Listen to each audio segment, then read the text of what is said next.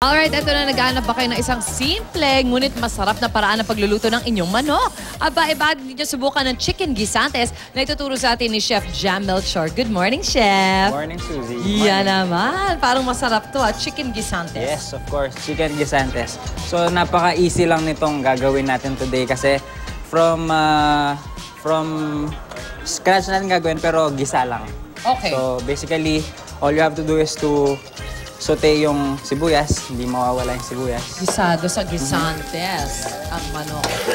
Para dun sa mga hindi nakakaalam, yung guisantes po ay sweet peas. Ayun! Okay, kasi normally ang ginagamit natin ngayon, sweet peas na, hindi na guisantes. So after ng sibuyas, ito naman bawang. Iba yung sweet peas sa ano? Pareho lang yun. Sweet peas and green peas. Iisa lang. Yan, parehas lang yan.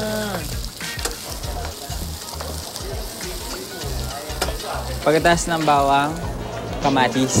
Ang classic, di ba? Ang Classic. tatlong lagi magkakasama. Siyempre, Kamatis, sibuyas at bawang. lalagay ko to lahat kasi mas Napakabango. masarap kapag maraming kamatis. Oo, rich in lycopene. Yes, of course.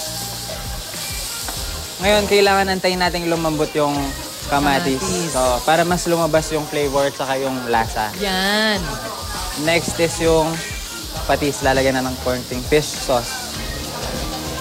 Alam mo ito si Chef Jam, meron siyang business na nagde-deliver ng mga healthy food, di ba? Yes, meron. Paano nga ba natin magagawang siguro mas healthy yung mga pang-araw-araw natin kinakain? Well, simple lang. Kasi kailangan ikaw mismo, alam mo kung ano yung, saan nanggagaling yung kinakain mo. Tapos alam mo kung paano ginagawa. So ako, I suggest always, mas maganda kung kayo mismo yung gumagawa ng mga pagkain nyo. Kasi hindi talaga mas maganda ang fast food. So kayo na ang magbaon. Kayo magbaon, kayo ang magluto. magbilin, kayo Yes. magluto kung may time. Okay. And then next is yung chicken. So pinrecook natin tong chicken na to. Yes, kailangan medyo brown siya ng konti. So yan ay, anong parte ng manok? Thigh fillet. Thigh fillet. Yun, mas malasa kaysa dun sa breast fillet.